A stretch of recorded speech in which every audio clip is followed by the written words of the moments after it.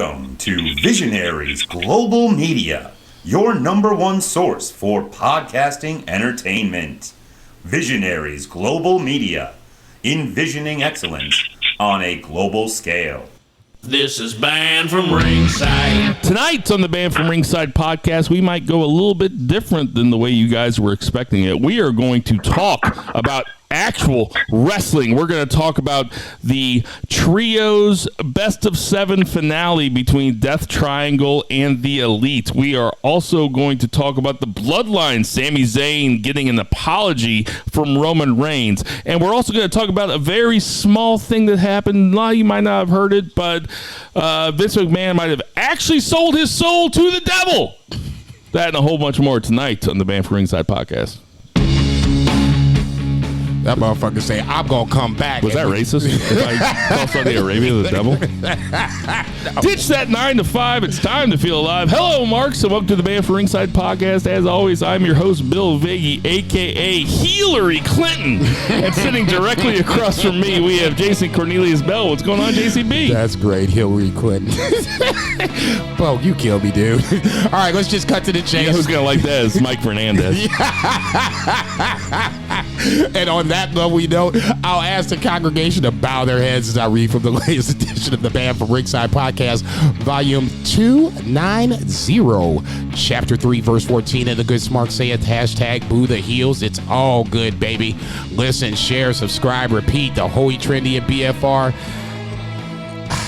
I almost hate Vince. I wanted to talk beefers. I wanted to laugh. I wanted to go back and look at 2022, good, bad, indifferent, but yeah, roll Vince. He just Bogart highlights the spotlight again. He's kind of hateable. And out there in Portland, Oregon, we have Two Beer, Zach Pullman. What's going on, Two Beer? Beer for Western House. That is just like Vince to take a good thing and ruin it. So, very good character for him. So, I'm doing pretty good. Having my first drink of the year here.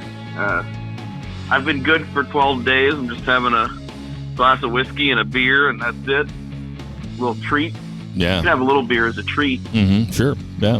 I gave the cats a little treat today before Bill got here. Everybody deserves a little treat. Are you calling Zach an animal? Salami? Oh my goodness! Holy shit! Ain't nothing little about this salami, baby. Oh my god, that wasn't what I was thinking of. I was thinking of cats like me eat salami. What do you think you were? What do you think? What did you think that we thought that you meant when you said giving the cats a little bit of salami? We are coming at you from gorgeous South City, my beloved. South City, St. Louis. I am here at Jason Bell's house. The stars aligned. It worked out better for me to come here rather than Jason come out to my house. I've been telling my wife for a little while now that I would like to save Jason the trip because the guy makes the trip every single goddamn week, and he doesn't have to, and he's a black man driving into St. Charles, which is enemy territory, driving back out after getting high as fuck. So I feel like we've been doing this for a couple weeks in a row now, but for a programming note, we are going to have the Beefer Awards next week is the plan. Bill and I talked about it. There's nothing, as long as Vince doesn't do anything crazy in the next 7 days, there's nothing WWE programming pay-per-view wise we have to worry about. Yes. AEW has Revolution in March. It'll be fine until Vince sells the company to, Adolf Hitler's grandson, during the middle of the Beefers. Or in the middle of this show right now. But we will do the Beefers next week, which is my favorite episode of the year. Hey, man. The Beefers are year-end awards, but it would just be journalistic non-integrity for us to skip this week after something that happened on the wrestling landscape that was so big that I was getting text messages from friends of mine that aren't necessarily into wrestling that were like, did this seriously happen? It kind of I won't say it supersedes the Beefers because nothing's bigger than the Beefers. Preach. But the Beefers are something that we can move back a week. So we are moving the Beefers back a week, and we are going to delve into this bullshit, which there is a lot of bullshit to delve into. I hope you guys are, I hope you're buckled up. And then after that, and also we should say that AEW last night fucking ruled. Was one of the best AEW Dynamites maybe that I've ever seen. It from was really from good. front to back. It was really I mean, good. was practically a pay-per-view. So that's another reason. Hopefully AEW sucks next week and we don't have to talk about it, but that probably won't happen because I'm an AEW sexual and I love it. So without further ado, let's get to that 3 count. JCB, kick it off. Guess who's back? I was giggling about it last week, just joking that, yeah, he's coming back. Oh, no, we ain't joking no more. Vince is back.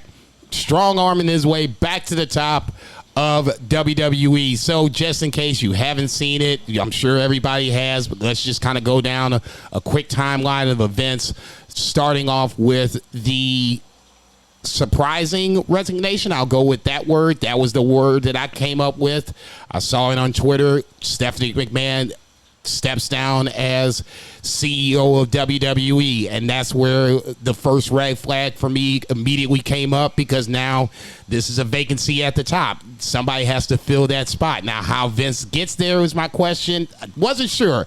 And then all of a sudden, I look up, and now he's the CEO of WWE via a vote. Some guys are out. Other guys, including Nick Khan, are in to obviously sway votes towards Vince's side. So just as fast as... he's the chairman of the board. Chairman of the board. I'm sorry. Chairman of the board. CEO. Nick Khan's the CEO. I apologize. Once again, another major swing towards Vince, to where now, a couple of months ago, we were kind of high-fiving. Vince is gone. This is great. Probably even more so longer than that. And now all of a sudden, in a blink of an eye, it feels like this is literally your favorite series of choice in this blank. You had the bad guy out of Power. Everybody's celebrating, and at the end of the season, bad guy's back in Power. So something that, for me, I was just like, man, this is crazy. It's literally watching a series going on in real time. But wait, there's more. So now, as of last night, I'm trying to make sure I'm getting this right. So this is Thursday, Wednesday, Tuesday. Tuesday night, I'm coming home, and I'm seeing that after Vince has taken control of WWE again, that immediately the Saudi Arabia, I guess, contingent, for lack of a better word, is ready to buy WWE. Twitter's going ablaze. Everybody's throwing their opinions left and right around. Sean Ross Sapp, God bless him. I was watching him on YouTube for like 5 or 10 minutes. He looked like he was melting down at one point, because he's trying to say this is rumors, but there's other real shit going on. Apparently there was talent that was none too pleased about this. Obviously, Sami Zayn, Shayna Baszler, Sonya Deville immediately come to mind, but neither here nor there. We can talk about that in a little bit. Saudi Arabia apparently was in line, quote unquote, in line to buy WWE. When I woke up the next morning on Wednesday, that rumor was debunked for whatever reason. I'll let everybody else talk about that in a second. From there, now we're back to where did we go from here? From this point, I'm sorry, I forgot about the one last thing. Lawsuit. When I was going to work around 2 o'clock on Wednesday, I saw on Twitter that there was a lawsuit filed against Vince McMahon in Connecticut. One of the board members filed this lawsuit basically saying that he had strong-armed his way back into the company, forced others out, got his guys in to get him voted back to the chairman of the board of WWE, to where now he can control the sale of this company to whomever he wants to sell it to. So, whew. Now, from that point, I'll let you guys talk about it. From that's the basic timeline from where we've came from to where we are right now. I haven't seen anything new from the point of the lawsuit happening on Wednesday. As of 5:18 Central Standard Time, January 12th, the year of our Lord 2023, there is no new news to report in terms of now this podcast could be made obsolete by the time it gets to you guys. In that case, we put it out tonight. In that case, you can just fast forward to when we talk about AEW and slobber all over it. But in the meantime, Zach, what are your thoughts? This should be good. What would this was Infinite Jest? This would be what the year of. We'll have to think of something clever in regards to the return of Vince, but the year of the chewable Ambien tab, the year of the adult undergarments, whatever. Anyway. From Infinite Jest. Yeah, we need to come up with something. Dude, you're on a wrestling podcast, which is already a niche podcast, and now you're trying to drop Infinite Jest references, which is also pretty niche. But I'll tell you what, do your thing, brother. I enjoyed it. Do your thing. I'm here for an audience of one. You and me both, brother. Don't feel bad. But yeah, so WWE pretty much always been for sale. If somebody was going to come along and offer up, a certain amount of money, it's not like they were actively seeking buyers. Now, Vince is actively seeking buyers, and this shit is just absolutely bonkers. So I cut ties with social media. I didn't deactivate or anything. I just put the apps on my back page of my phone so that I don't look at them all the time. And I've actually reclaimed a lot of my time from doom scrolling and shit. It's been pretty good. But because of that, I don't have a way to get updated with news unless I actively seek it out. So, I read The Observer. I listen to The Observer podcast to kind of keep up with wrestling news. And so I listened to Observer Radio, and there's an emergency edition of Observer Radio on a Tuesday night, which never really happens. And I was like, what the fuck is this? And that's whenever I texted you guys. Nigga. I'm like, what is going on? And so yeah, this thing was kind of mind blowing, but it's absolutely bonkers. I mean, we talked a little bit about it, last week with him. No, we didn't talk about it last week. Maybe we just talked about it. We skimmed over it, but never really got into it because nothing happened at the time. And nothing had happened. Of course, once we get off the air, it happened. Right. Yeah, it's just it's a little crazy because on the 27th of December, the board of directors, who had included Stephanie McMahon and includes Paul Levesque and a variety of other business folks, they all voted unanimously not to have that they did not want Vince McMahon back because of government SEC investigations and things until all of that was completed, because there are other things that their investigation has turned up that were not have not come to light, right? So they just didn't want him back. So then he forces his way in, and I will let that kind of metaphor just lie. Gross. He's heating up. Forces his way in and takes over. I hate you, dude. And it causes two other people to resign, two of the board members to resign, one of whom is the person who is leading the independent investigation on Vince McMahon. And then, of course, Stephanie resigns, which is huge. And think back, she had already stepped away from the company a while back. And then after she had taken a leave of absence, they buried her in Sports Illustrated and said she sucked at her job. And then they brought her back as CEO whenever this Vince thing started popping off, because they wanted some stability and they wanted a McMahon. Absolute roller coaster. And then the same board, a very different board, but Paul Levesque is on that board. That board voted unanimously to bring Vince back in order to negotiate a sale and the television rights. So, as far as people that I've heard that kind of Meltzer was reporting of companies that would even have the money to spend on this, because I guess Entertainment Weekly was throwing out a number kind of in the $8.5 billion range. That's how much it would cost to purchase this company with its current stock price. we're looking at places like, Saudi Arabia would be one. Endeavor, which owns the UFC, which is actually pretty much the exact same business model as WWE, which is pay your entertainment some money and then charge a lot for rights fees and a lot for tickets, and then just make a lot of money. So that actually kind of makes sense. If WWE and UFC were to be owned by the same company, that would be pretty wild. Dana White's in the news for other reasons. I don't know if you've seen that. But then not just for slap fighting on TNT or TBS, but for slap fighting with his wife. You can check out the video on TMZ.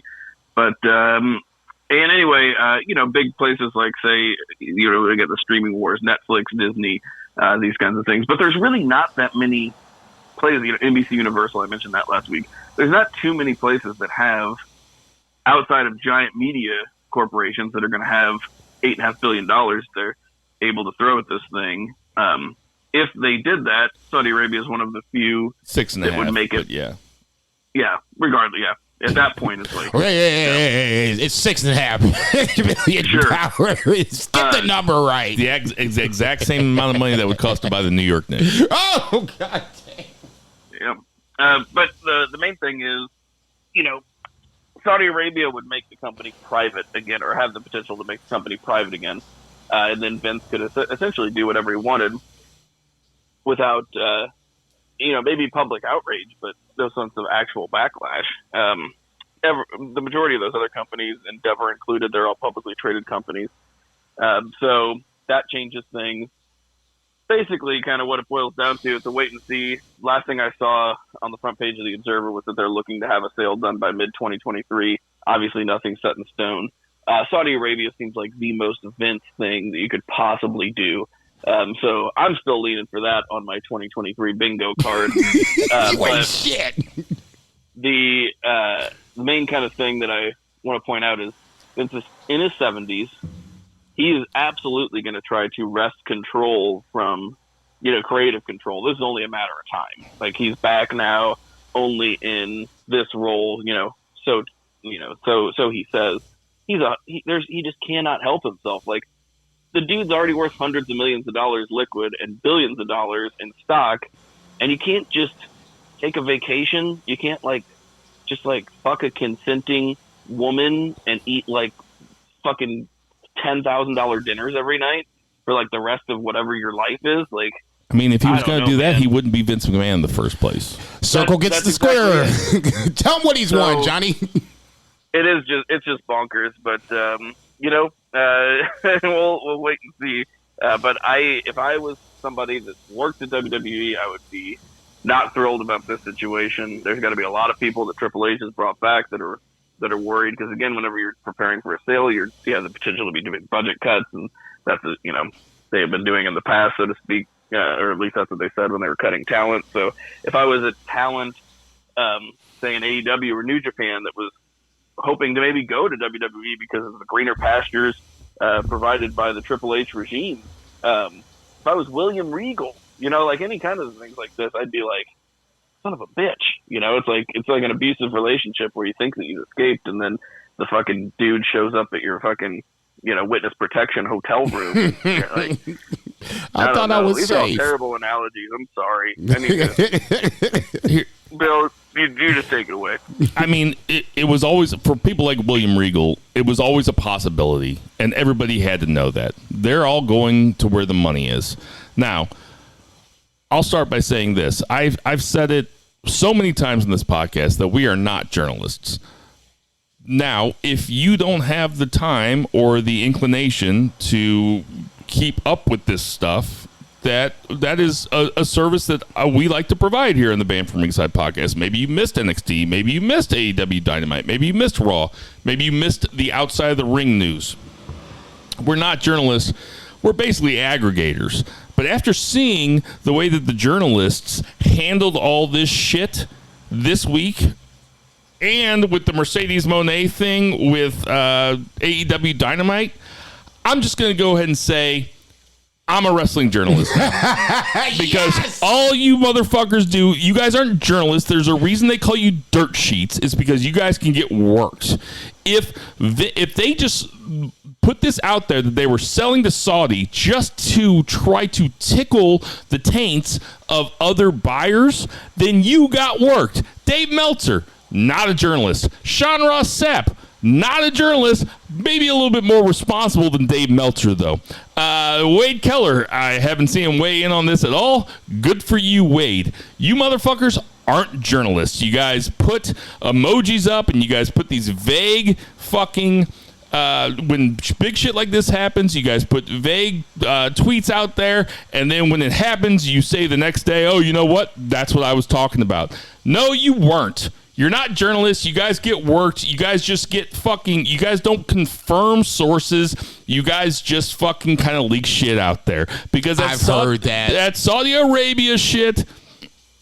Everybody went off on Twitter Tuesday night. I felt like it was the all out the scrum thing all over again, because I was checking wrestling Twitter just like everybody else. And I'll tell you what, it fucked with my sleep. And there were 3 things that I thought about that fucked with my sleep that night when I read it at 10 o'clock and it said that they were selling to Saudi Arabia. My first thought was, this should be good.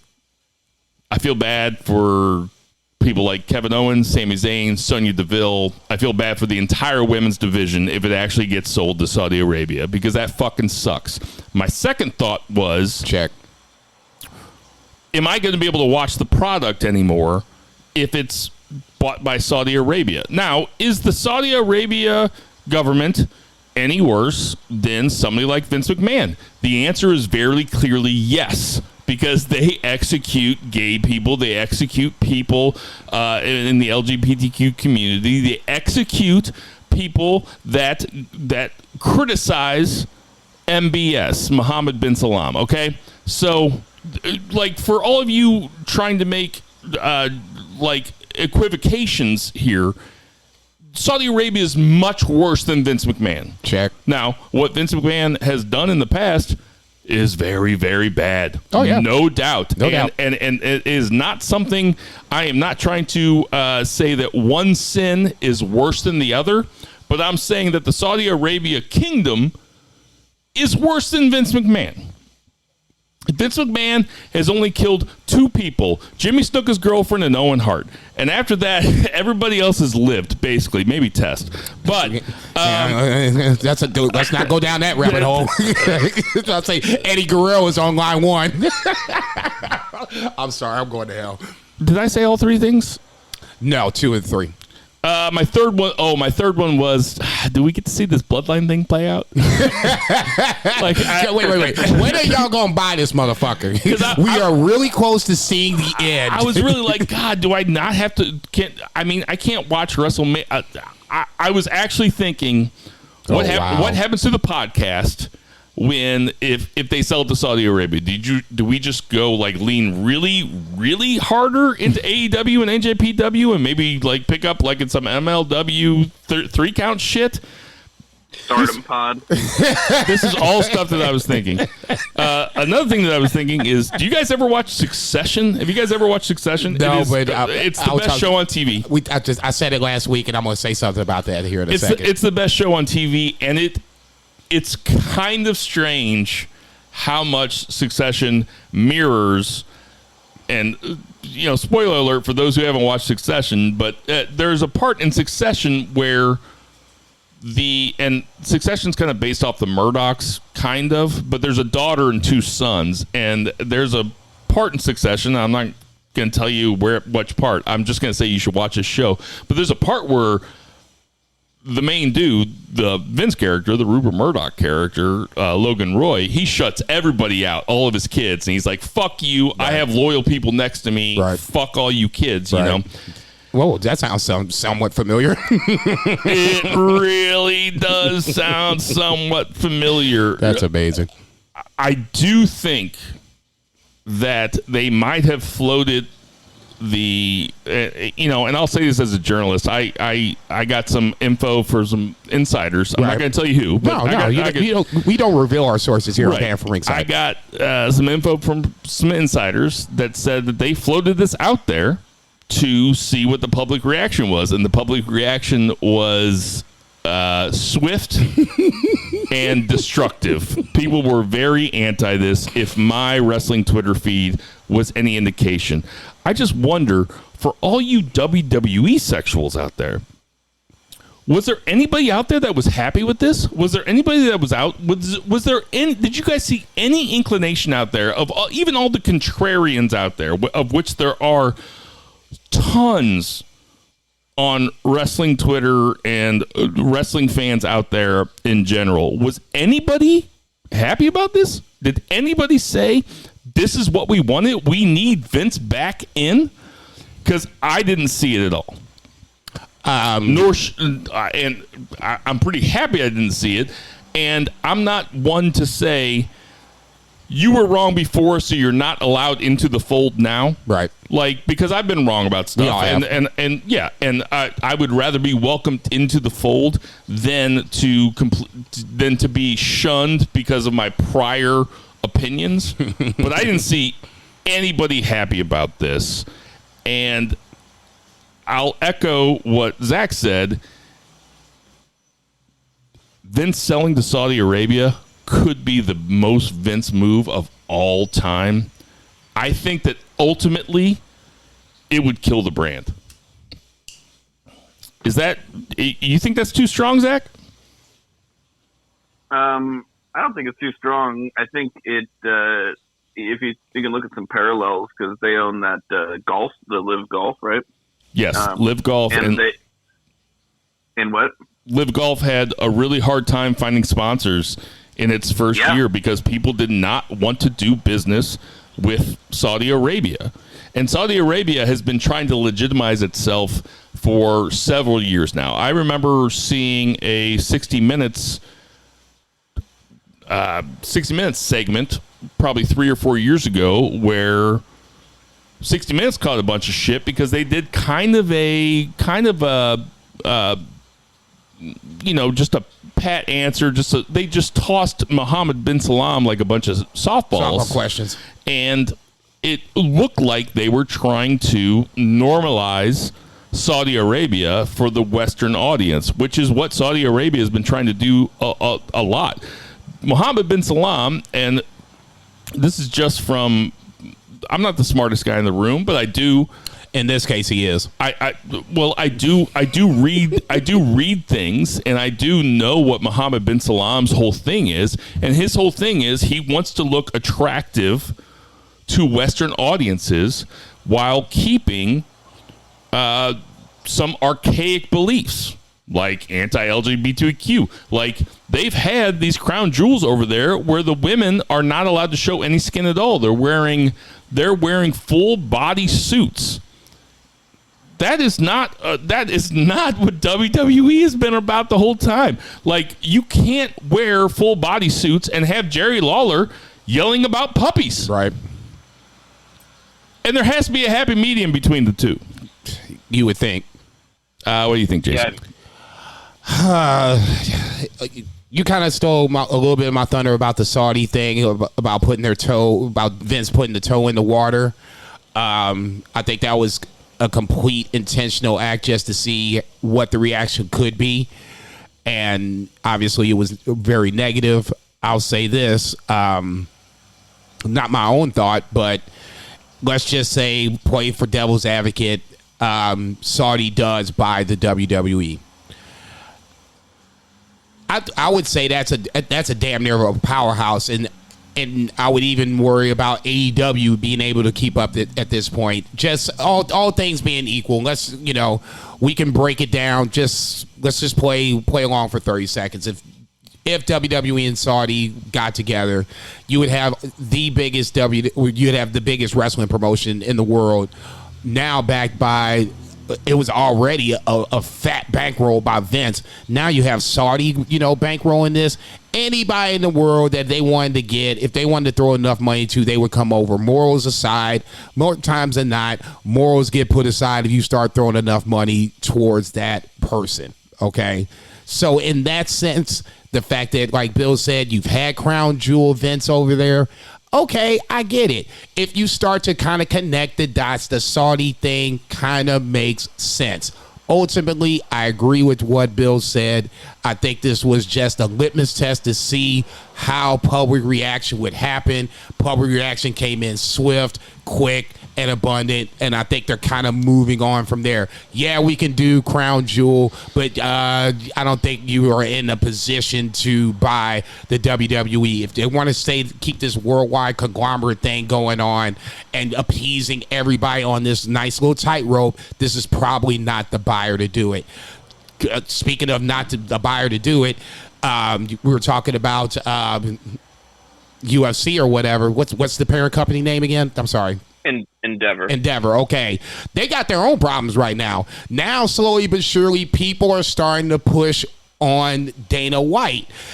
You can't replace Dana White with Vince McMahon. That's just not going to work. Okay. Somehow, some way, Vince is going to try to keep control over this whole thing. Both, like you said, both companies are very similar in business model. Pay talent low, jack up prices high and scrape it all in. I get it. Vince slaps all his women at his own house. That being said, because he's smart like that, smack your woman in. Jesus Christ. So they got their own problems right now. I'm thinking more like Disney, like Zach said, NBC Universal, somebody that we know that would be acceptable to all involved. For those of you that are wondering what's happening with Dana White, I would kind of guide you into the Defector article. Defector is when all the Deadspin writers got fired, because Deadspin is just actually zombie Deadspin now is what they call it, because it's all a bunch of corporate writers. But all the Deadspin writers became something called Defector.com, and they had I don't know who the writer was, but he or she had a spectacular article about ESPN's lack of journalistic integrity when it came to covering Dana White, and I would recommend that you all watch it or all read it, because it is it's a devastating takedown of ESPN. Not that we needed another one, but it's really good. Go ahead, Zach. Sorry. No, I thought Jason was going. I'm done. I'm done. Okay. That was the two things I wrote down. Bill just said it before I did, so I just wanted to piggyback on it. You're good.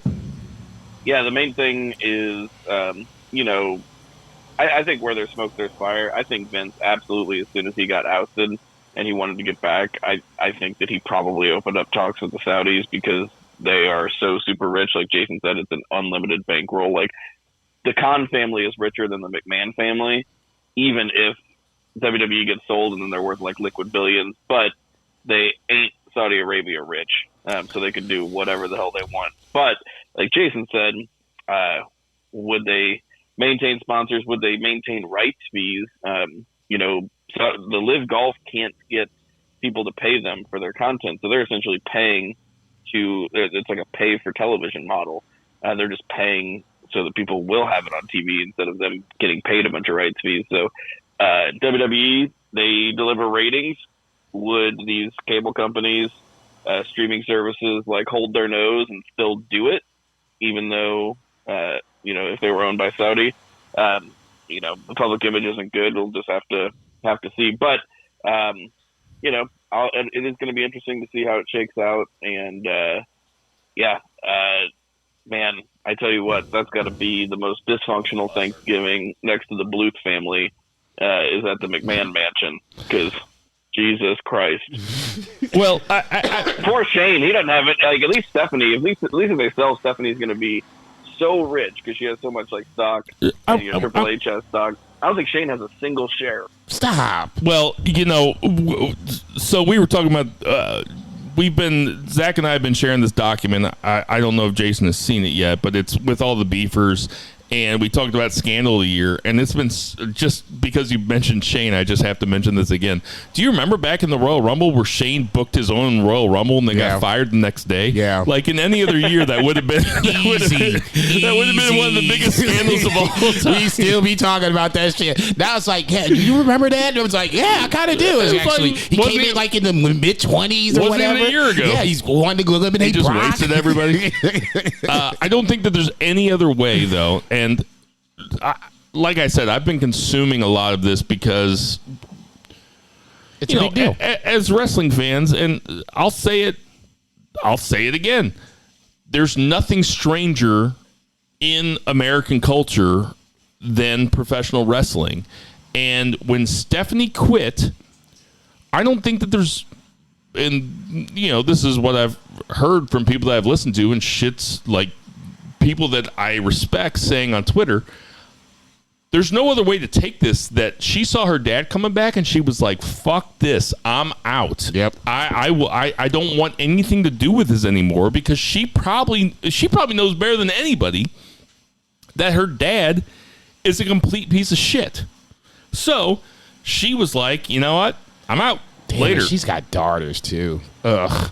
Well, I mean, you don't have to have a daughter to know that No, you but this shouldn't rape chicks. this is granddad or whatever you want to call him. Fuck him. Okay, this is Does he have patriarch for this nonsense. I just, we spend so much time as a culture talking about very, very powerful dudes, and we contemplate on what they're thinking and what are they doing. And still, at this time, I'm like, and still today, and I know this, and I still think right now, I'm like, doesn't Vince have any sense of legacy?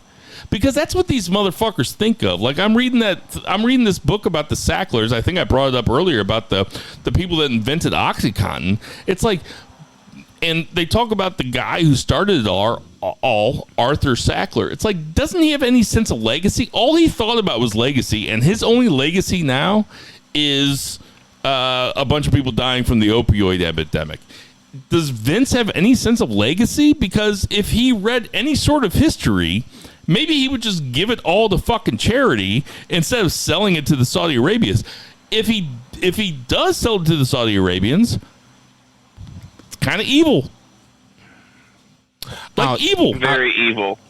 I'll say this. I don't think he's going that far. Like I said, I think that was, you said it. I think Give me a percentage, Zach, that he sells it to the Saudi Arabians. 25%. Jason. I'm going less than that. I was going to say, my knee-jerk reaction was to say 5. I'll double down. I'll say 10.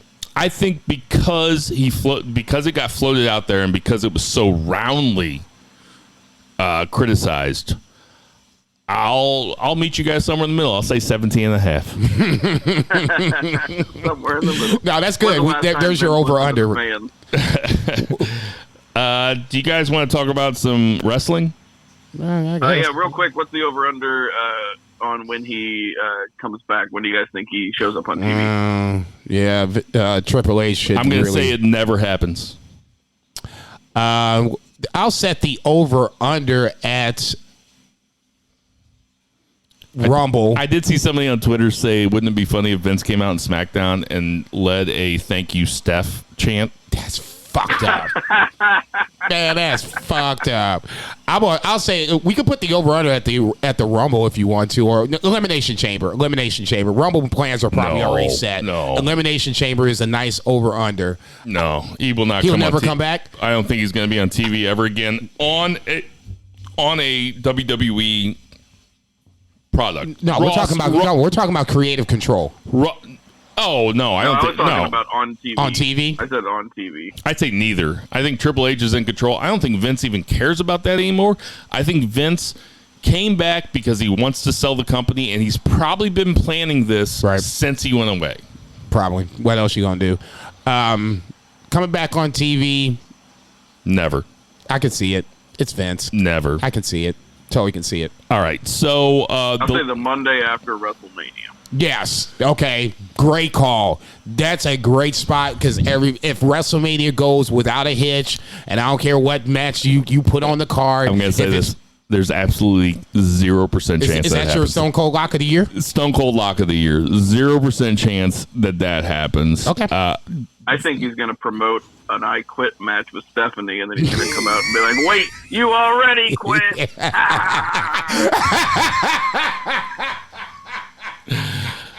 I will say this, just for posterity. I just want everybody to know this, and I think I speak for Jason and Zach Probably on this one. when I say this. Fuck Vince. Yeah. God damn it. Like, Yeah, it, just sit like down someplace, if dude. anything, everybody thought that he had this fucking magic potion, and they were like, the WWE can't run without him. And then he went away, and the WWE went off without a hitch, and in fact got better. So it's all bluster. Everything everything is confidence. Everything in this world is confidence. That's how Donald Trump got elected president. That's how Vince McMahon fucking everybody still thinks he's the baddest motherfucker in the world. It's all confidence. That's why people think that I don't go to therapy and cry myself to sleep 4 times a week. Confidence. Amen, baby. You couldn't have said it any better than I was going to say something. I'm going to leave it alone. And yes. that's for all you guys in your young 20s that are trying to get laid. Let's get to that 2 count. Amen. 2 beer. Let's talk about some wrestling. Yeah, so I was single parenting last week, and also the card for Dynamite or for Rampage and for Battle of the Belts didn't look so hot. So I neglected to drive the 15 minutes up and pay the $25 to go to AEW. I was going to find a babysitter and stuff, but it wouldn't have been a big deal. Fucking And bullshit. I heard I didn't get to see Bullshit. it. I heard it was actually a show that overachieved and had a great crowd, and I'm sorry to not be a part of that Portland crowd. Did you guys see it at all? We don't have to go over it, but I was just curious if you watched. I did watch it. I thought the curtain jerker, Top Flight, and John Moxley and Bryan Danielson was absolutely amazing. Incredible. And I watched it also. It really made me kind of mad for Top Flight and their injury mishaps. They're that team, you know. Not saying that they're better than the Acclaimed, but I think the Acclaimed just kind of beat them to the spot. They're the Kofi Kingston to the Top Flight's Mustafa Ali. If Top Flight could stay healthy, maybe they beat the Acclaimed to the tag team titles. I'm not saying that they're better. I think they're both good. They're just good in different ways. But this match was really good. To me, the moral of the story was, you know, Darius was not really ready to go down to Moxley. Both the Martin brothers were basically, you know, toe-to-toe with their opponents. It's just, you know, Moxley and Bryan Danielson are that good. You know, unfortunately, it goes against my tag team principles, but it was really, really good. All bullshit aside. Outside of that, from there, I don't think you really missed that much. Squash by Preston Vance. Darby retains. Hayter and Baker kind of squashed the Renegade. So if you just watch the curtain jerker, you're set. Still, lesson learned. I should have gone. It was not a big time commitment. It was not a big money commitment. So I will make sure not to make that mistake again. But I tell you what I would have done is I absolutely would have gone to this Dynamite card regardless of other life's responsibilities. I'd have been that guy holding the sign that said, I missed my daughter's birth to be here. This thing absolutely ruled. What a great show. Say, hang on for a second. How's the guy that doesn't have kids objecting to what he just said? I don't have kids. Me being hyperbolic, but no, I'm waiting for that. Dad over here to kind of go ahead, Dad. Maybe if you had kids, you would realize how mediocre they are. Mid, Edna May, mid. Edna May is totally mid. I'm dead, dude. Y'all motherfuckers ain't shit. She can barely even talk. It's like we give her so much credit. My wife's like, my sister came over the other night, and my sister's name is Sarah, and she goes, Sa? And my wife's like, that's so good. I was like, that's only 1 syllable. Like, Sarah is 2 syllables. Like, what the fuck? We just applaud Get your shit mediocrity. together, woman. Oh, nice job, Edna May. Oh, nice job. The soft bigotry of low expectations. Exactly. You ain't shit. Go to beer. You ain't shit. Shits her pants. God damn. Fucking idiot. So sick of her. Absolute fucking bullshit. So, Hangman Page defeated Jon Moxley in a fantastic opener. I mean, crowd was hot. Page, there's going to be a theme throughout this as we approach the Beefers, just because I almost had to kind of reevaluate what I think of as like underrated. I feel like a lot of times we were thinking about underutilized. I feel like in my head, as I was like thinking about these now, just this past week since I sent my picks to Bill, it's almost like there's guys that are so good, and I still think that they're underrated, even though people are behind them, people love them, and people think of them as very good wrestlers. There's some that are just that much better than what they are perceived to be, and I think Hangman Page is one of them. Moxley, phenomenal. Moxley is like my quintessential pro wrestler, right? Like I think he's like maybe the best thing going right now, and these guys did such a good job of recreating the spot that took Hangman out and gave him the concussion that put him on the shelf for a couple months. Page did the flip bump exactly the same. Moxley did the clothesline exactly the same. This match had some of the hardest fucking clotheslines I've ever seen from both of these guys. Just absolutely demolishing each other. Page did the Arihara moonsault. This thing fucking ruled. And then we got a clean finish with Hangman Page doing his finishing move, buckshot lariat, onto Jon Moxley and pinning him clean 1-2-3. Moxley hardly ever loses. He especially hardly ever loses clean. There's usually some fuckery involved.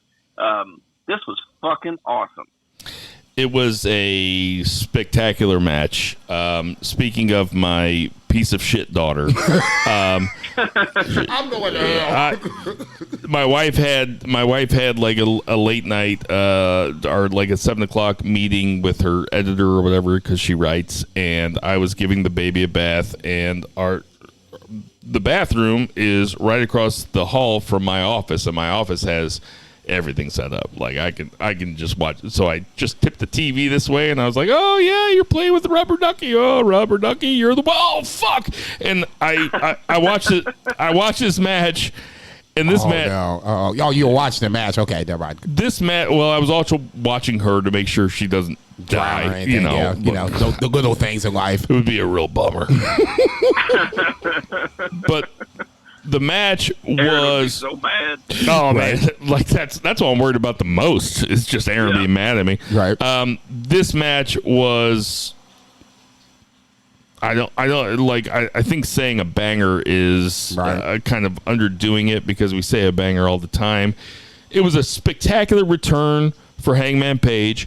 It was an emotional match that had stakes built up because Moxley, ever since the mishap with Page, they decided to lean into it, and Moxley started calling him basically a glass jaw and things like that. Zach said it before I could. Moxley never loses. He never loses clean. Moxley did the job. I hope, for God's sake, that Moxley can finally go on that vacation that he wants to go on and spend time with his piece of shit kid. Because I'm just kidding. Moxley, I love your kid. Sorry, I love my kid too. This is all jokes. It's all jokes. Moxley come find you, I'm out. No. He right there, dog. Right there. Zach is exactly right, though, that Moxley is the guy. And, I was hanging out with Steve last weekend because we did Christmas at my father-in-law's house, and I was hanging out with Steve. And at least you had company going down the Titanic. No shit. But Steve and I were up, and we were talking about, and he was like, which Shield member would you take? Which one's the best one? And I was like, I think I would take Moxley. And Moxley also, during this match, showed some shades of heel because they were chanting cowboy shit, and he looked at the crowd gave him the double birds, and the crowd booed the fuck out of him. And like, I felt it a little bit. I was like, man, this is what I want. I want a Moxley heel run. A proper. Jason, what do you think? A proper heel run is the words I would use, like my friends across the pond would say.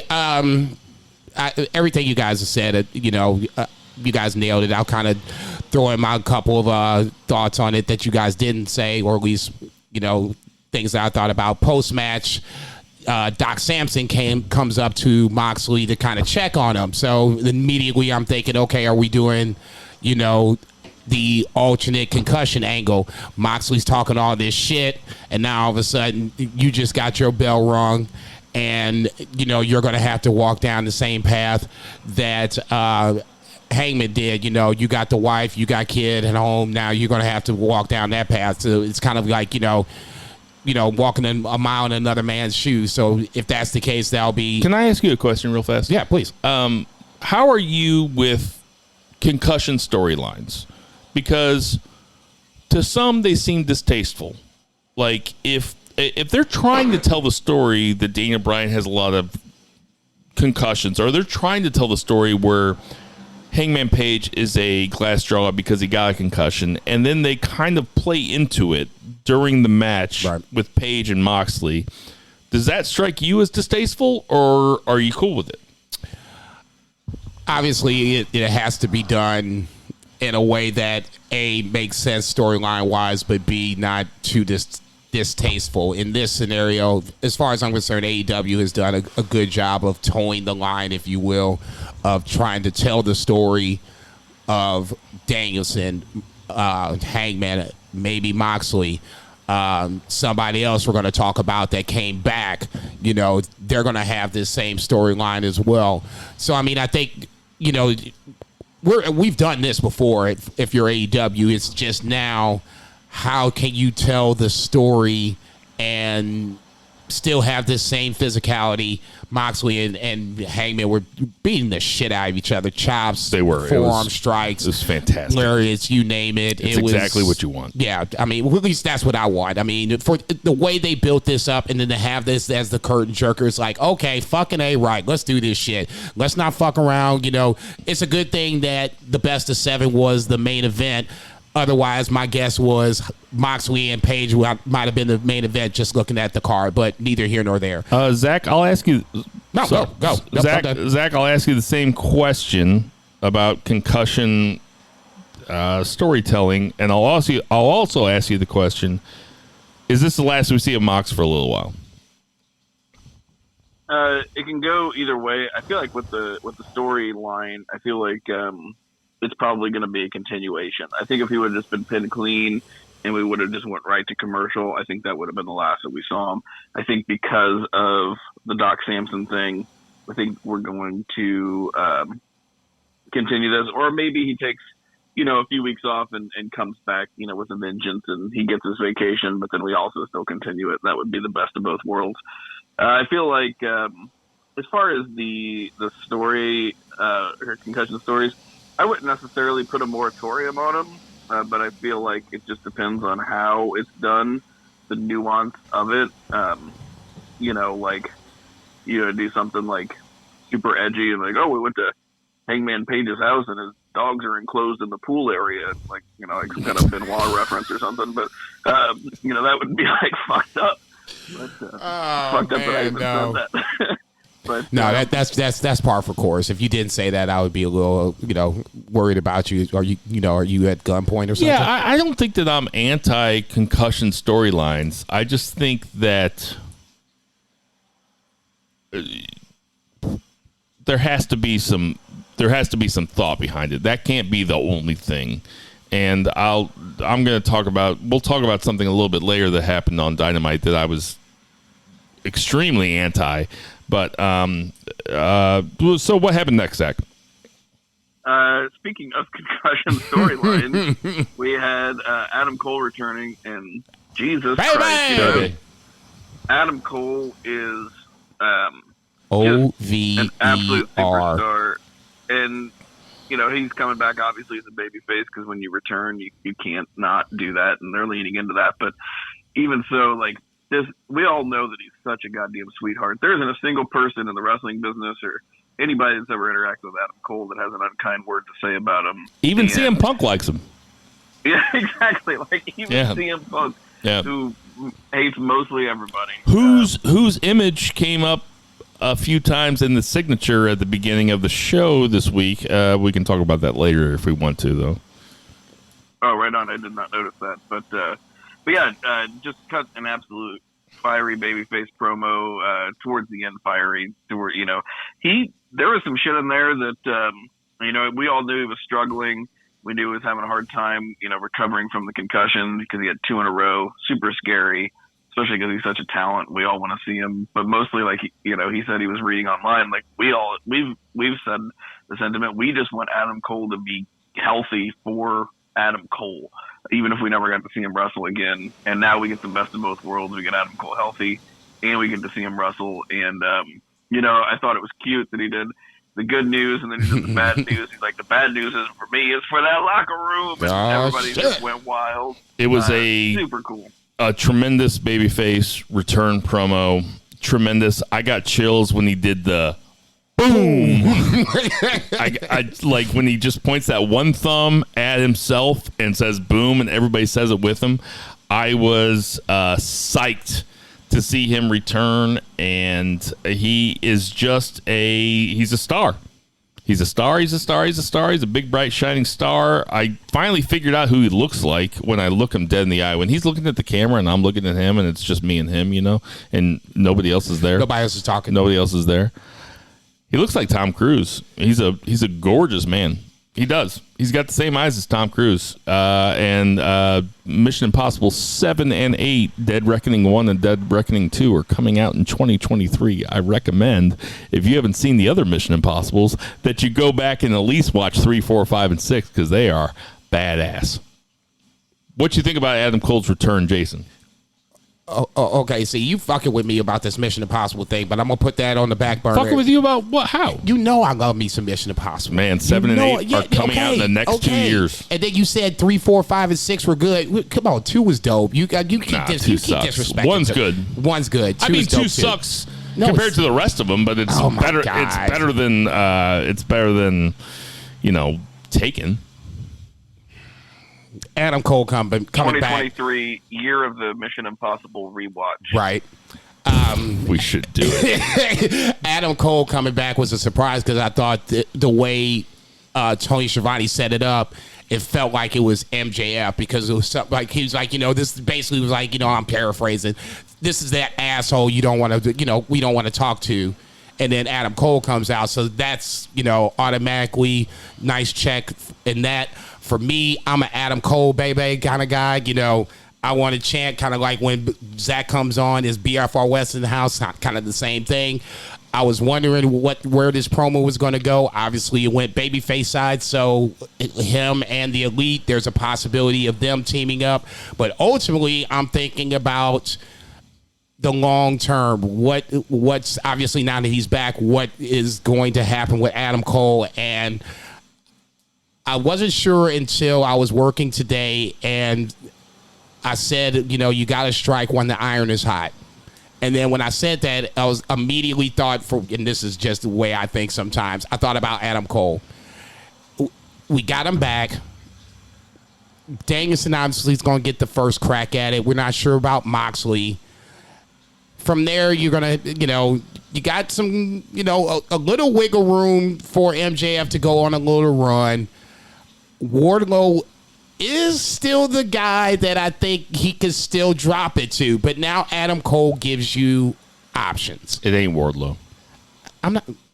Look, before Adam Cole, baby, came back, it was Wardlow. Wardlow, to me, the way that their story, him and MJF's story is, it would make sense for that to happen. Now, with Adam Cole coming back, baby, you have options. You got one of the biggest things that was wrong with AEW is that they didn't have their complement of talent.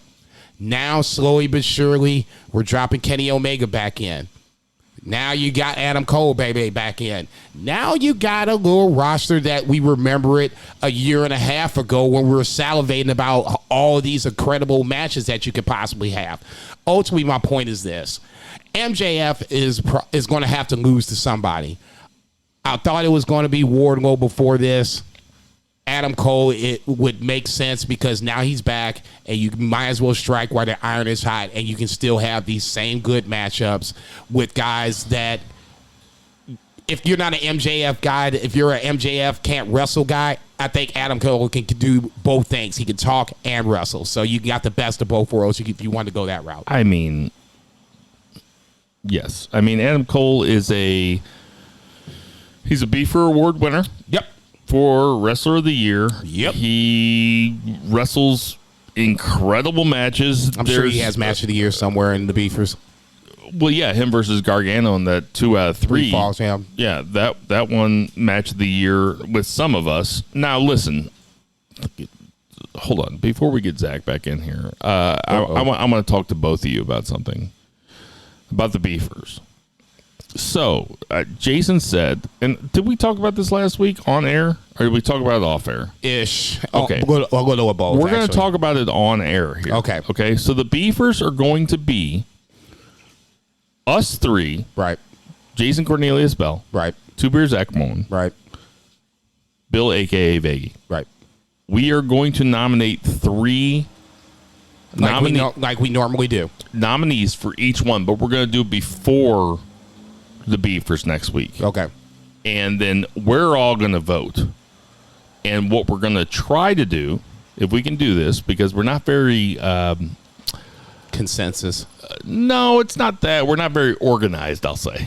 We're going to put these polls up on Twitter to see I guess what the when do you people need say. mine? Where do you need mine? Huh? When do you need my picks? I guess there's the next question. Well, we should all talk about our 3 picks, and then 3 days before the Beefers, next Thursday, we will put it up on Twitter and see what the people say. Okay. See what the people vote for each 3. So the people will vote before we actually for our it. 3. We'll have 3 votes. Okay. Our 3 options. Okay. For each one. Okay. And that's how we're going to do. So there'll only be one match of the year. There's not going to be a match of the year for you, match of the year for me, match of the year for Zach. There's only going to be one match of the year, and that's going to be the Beefer. And the fans will pick said. And we'll just see how wrong they are. Wow. Okay. Way to get a little fan involvement going in. Fair enough. All right. Coming up next. Well, what happened next, Zach? Next was we had a tag team match. Jungle Boy and Hook, Jungle Hook. No, we're skipping the Acclaimed segment for 30 seconds. Oh, sorry. Yeah, no, just the acclaimed have a star on the Walk of Fame. Yeah, so, some shit's gonna go left on that. So I just wanted to put that out there, and now you can go ahead. Yeah, so they have a star. Then we had Jungle Hook versus Big Bill and Lee Moriarty. This was fine. A lot of it was a commercial break, but Perry ended up putting the snare trap on Moriarty. This is fine. They're just kind of continuing this feud. I don't think we have to dive into it unless anybody has anything they want to say. Now that the other Bill is gone, Big Bill, William Morrissey, obviously protected here. And from that point, it is what it is. Like you said, it's basically, we kicked the can down the street. I'm just, if there's a what if in wrestling right now, and I hate to, I didn't say his name first, so I can say his name now. It's kind of like Candyman. I don't want to say his name either. He might pop back up in wrestling. Vince pop back up. So, this motherfucker might pop back up too. But I wonder what if, CM Punk would have stayed at AEW. The firm was basically. I thought you were gonna say Enzo Amore. I was about to say Saudi hasn't taken over to WWE. I don't know what he's talking about. This motherfucker wouldn't watch MLW. Get the fuck up out of here. Anyway,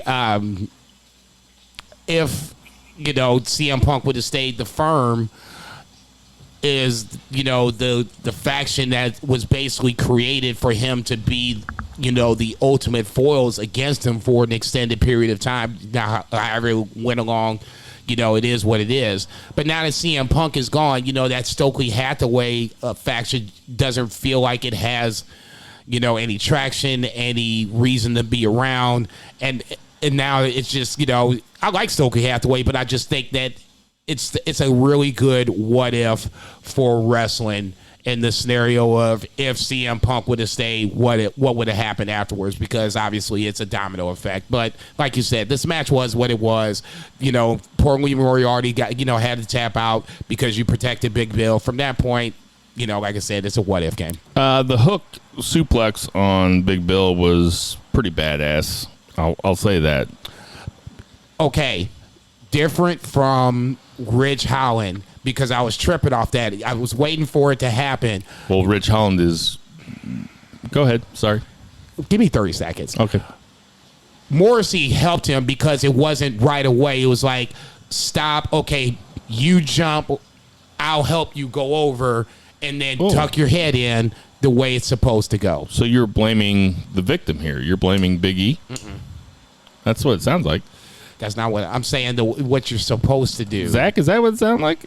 Sound like you was blaming the victim a little bit? Whatever, motherfucker. All right, so Tiger Beat goes over Lee Moriarty and Bill. We'll call them 48 hours or something.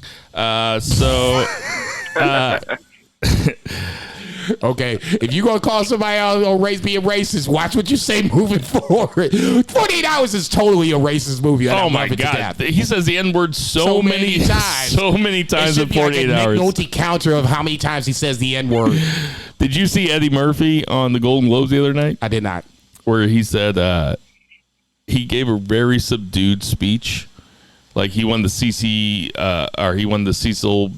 DeMille Award for like lifetime achievement at the Golden Globes, and he said he gave a very quiet speech. Damn, I'm old. Did you see this, Zach? No. And he said, he's like, I've survived in this business for a long time, and there's 3 things that you have to do to survive in this business. The first one being pay your taxes. The second one being mind your business.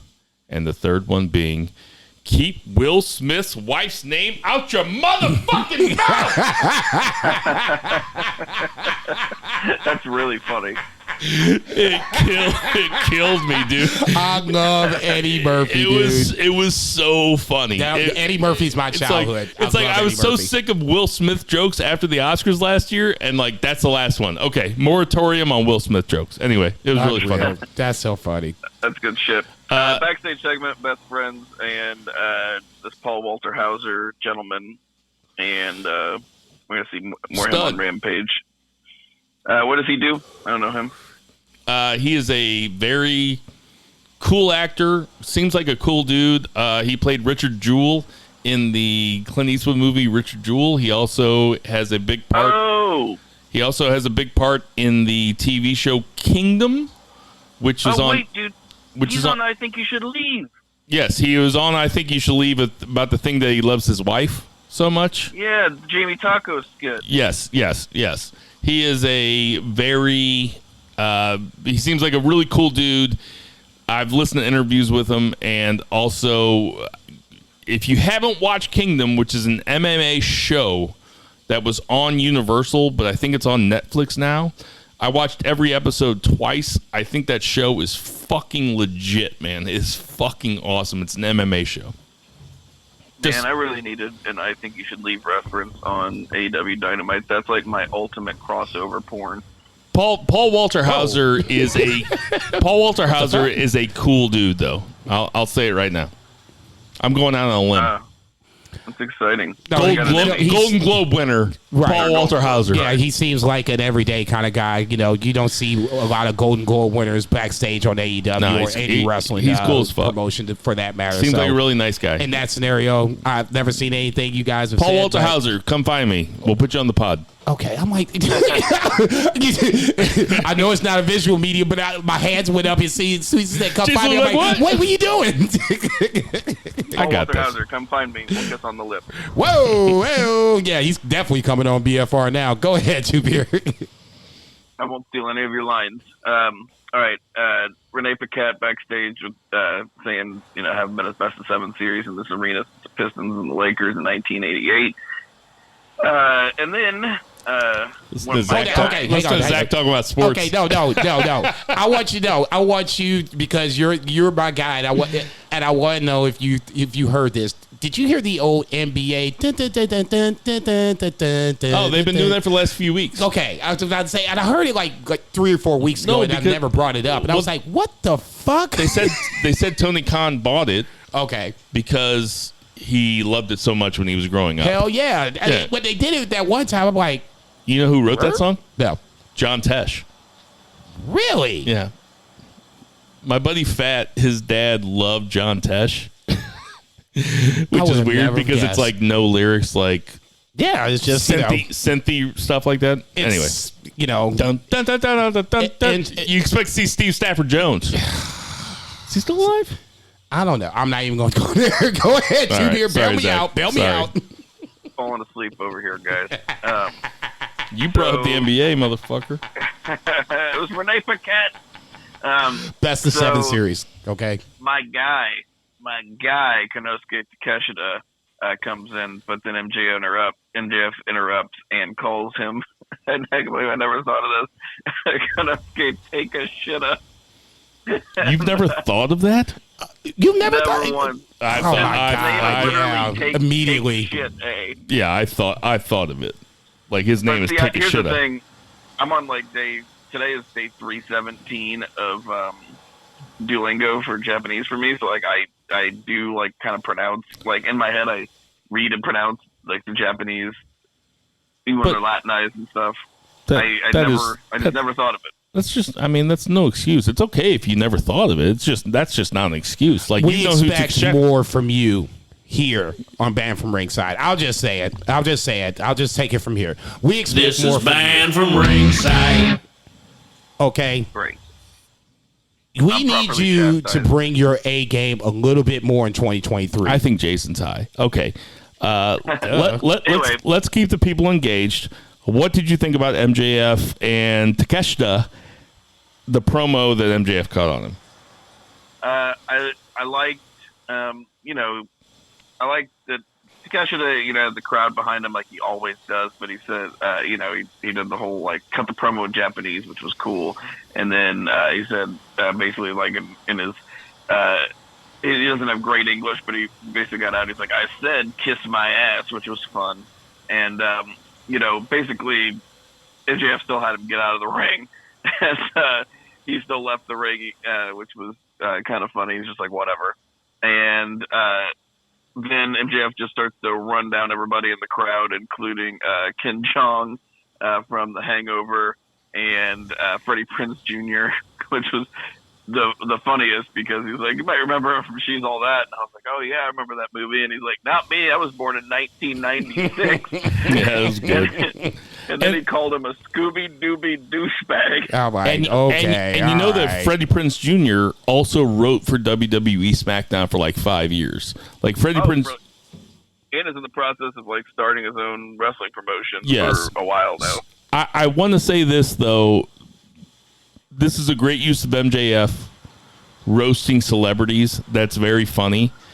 I also want to give credit to the celebrities because a lot of times when you get celebrities that don't really get it, they oversell getting made fun of. And I'll say Kim Jong and Freddie Prinze Jr., Freddie Prinze Jr. is an actor, so maybe he was acting, but he was acting kind of uncomfortable while trying to no-sell it. And I thought that was really good. He's like, what did I do? And Kim Jong, not Kim Jong-il. I was going to say, what? He's on U.S. soil? Kim Jong. I know how we can fund the podcast, guys. All he did was kind of stare at him, and he didn't really crack a smile. And I just want to say kudos to those two celebrities for selling it the right way because that can go wrong really bad a lot of times. Agreed. Indeed. But yeah, then Danielson comes out and MJF hits the ground running, just runs his ass off, which is just, man, I love MJF because he just gets kind of every aspect. He's totally calm, cool, collected. and just the coolest guy in the room and run everybody down, and then he immediately can turn into the chicken shit heel, and he has no problems doing it. Like he's like whatever's good for business, right? Sometimes he oversells a little bit. Like when Takeshita said we speak American here, and then Takeshita was like, "Well, I said to kiss my ass" or something like that. MJF sold it. Way, but go ahead. MJF sold it a little. When you say "kiss my ass," MJF's like his eyes are bugging out of his head, like he's fucking Jimmy Hart or something. I think it's him playing to an arena instead of a television camera. Right, you got to play to the guy in the last row. Yeah, but I think you're right about that. That's a good point. But yeah, anyway, this segued into an absolutely fantastic match between Konosuke Takeshita and Bryan Danielson, which unbelievable. We knew it was going to be fantastic, but this is how fantastic it was. We know that Bryan Danielson, who's one of the most beloved pro wrestlers in history, is not going to get a world title match against one of the most hated heels in history unless he beats Konosuke Takeshita. And Takeshita still had the fans behind him, and people still wanted Takeshita to win this match. I bought absolutely incredible. I bought in the one near fall really hard because I was like, right before it happened, I was like, well, they could tell a different kind of story where Bryan Danielson loses one. Look at you. And then like 2 weeks later, he's like, I want a second chance or something. Like, they had me buying into one of those near falls. That was my favorite Takeshita match, and I haven't watched them all. It is weird, though, that they have him, this is probably his 5th or 6th AEW match, and they've all been really good, and they've all been against, top talent.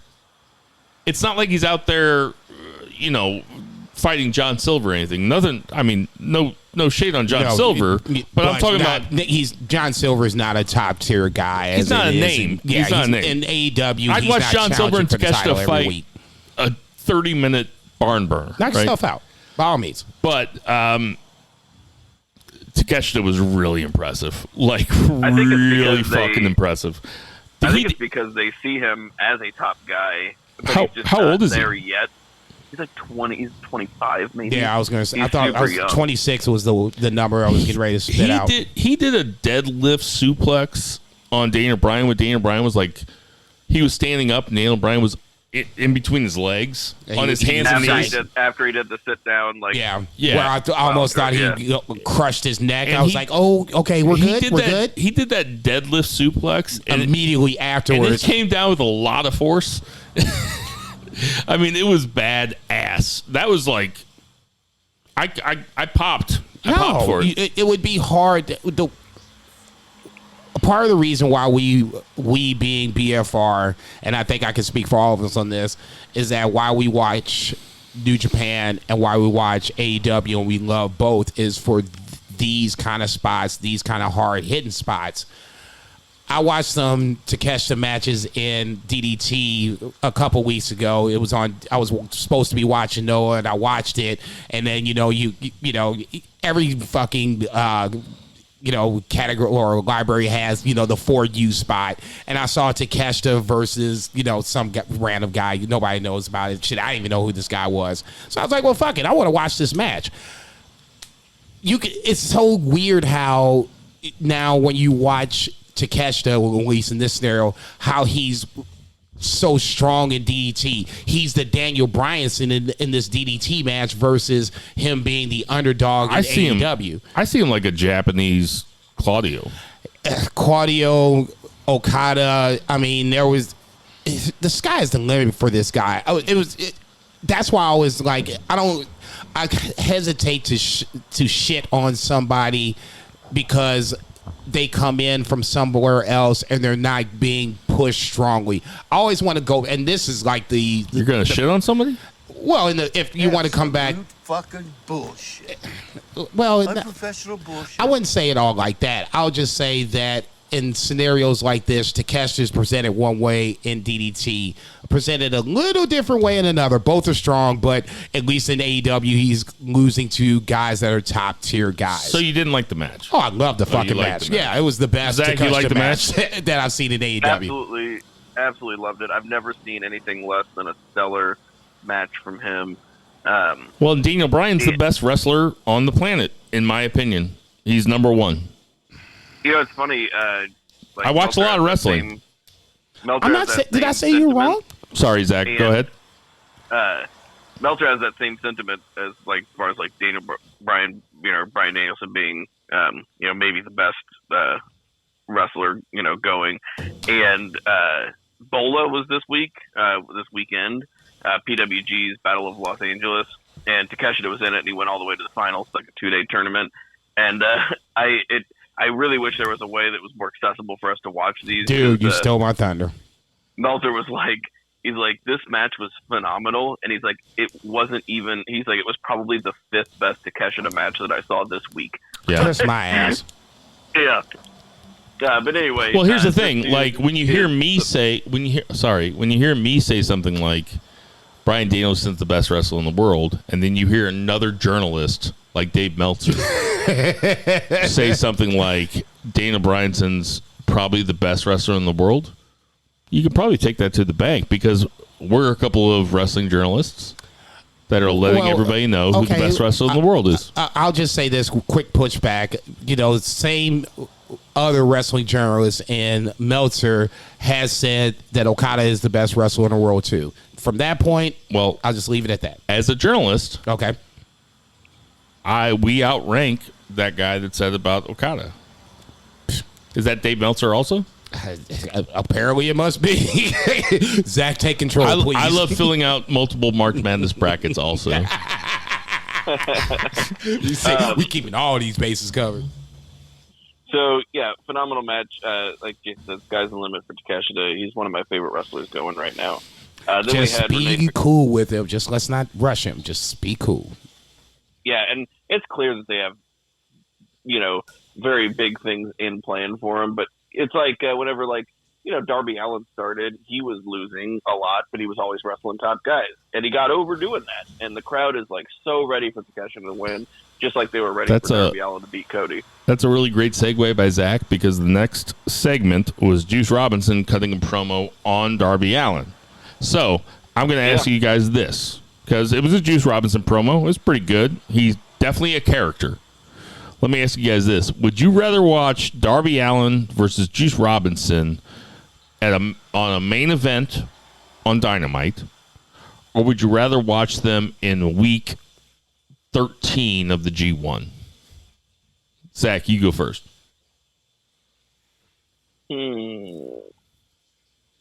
That's interesting because I don't know about Darby Allin in Japan. I think I'd probably rather see him in Dynamite because he'd probably be more likely to jump off of some scaffolding.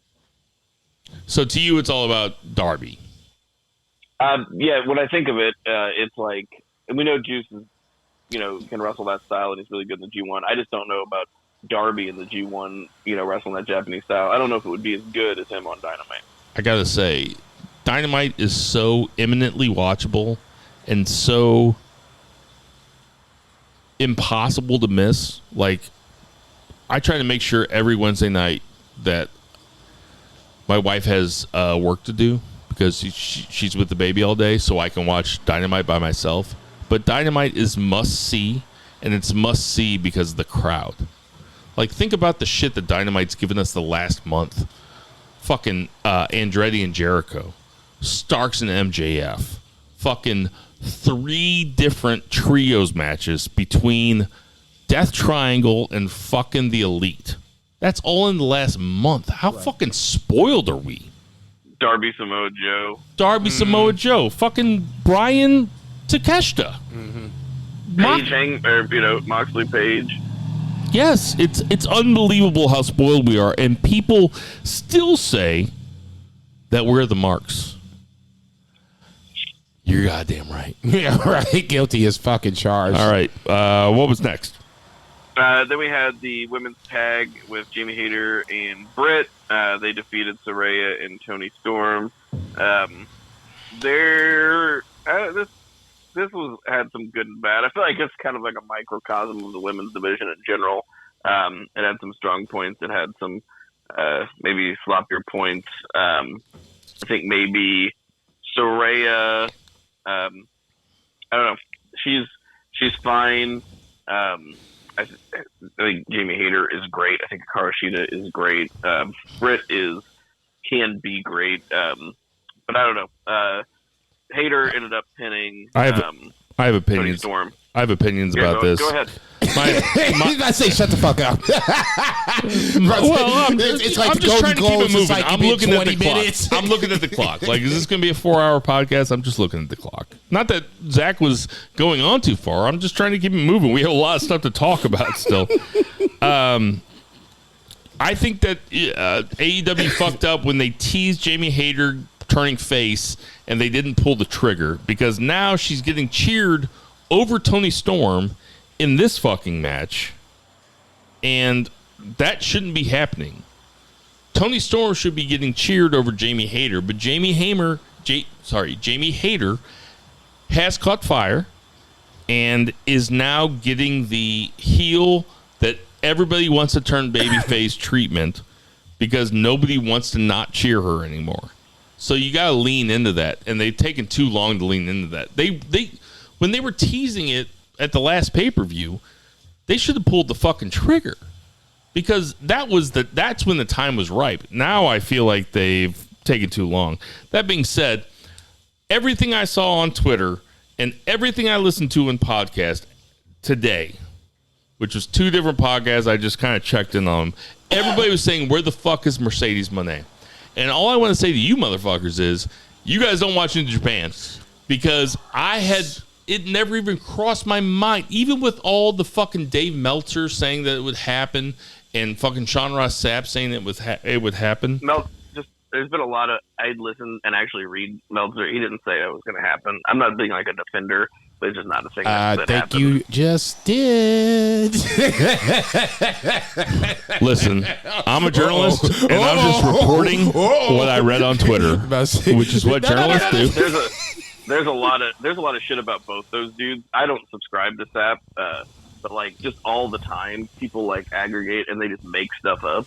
And then you read it on Twitter headlines, and then people share it on Friends of BFR, and it just like isn't even real life. Damn, dog. Dude, Zach just killed me. I mean, just came in with just like Zach just dunked on me, like Zach Levine, like it was bouncing off the top of the backboard. He was like, "Oh, shut the fuck up, baby!" No, I'm going jog, because how much you hate, the new school. We're giving people flowers and passing out the receipts. Let me say this: you got dunked on. Like, let me say this. Ja Morant. Let me say this in response to my good friend Two Beer Zach Bowman. Family. We're cousins. Without question. He's exactly right. All I did was hear people talk shit about Dave Meltzer and Sean Ross Sapp, and then I just piled on, and I did the exact same thing that I criticized people on wrestling Twitter of doing. Zach just owned me, and I am a corn cob. I don't want to make you feel bad. No, you didn't make me feel bad. You're right. This is an amazing day. I didn't want your journalistic integrity to be diminished. I need to be dunked on sometimes. That is my thing. It keeps him humble. Dunk on me. It keeps him humble. Hey, wait. You can go on. You did have a point, though. But they did. About Mercedes. They should have. Well, they should have flipped Jamie Hayter. Anybody that thought Mercedes Moné was coming here, even if nobody reported it, it would have caught fire on Twitter, because apparently her fans are fucking rabid. New Japan had 40,000 new subscriptions the night of Wrestle Kingdom, which is a record by far. She drives traffic.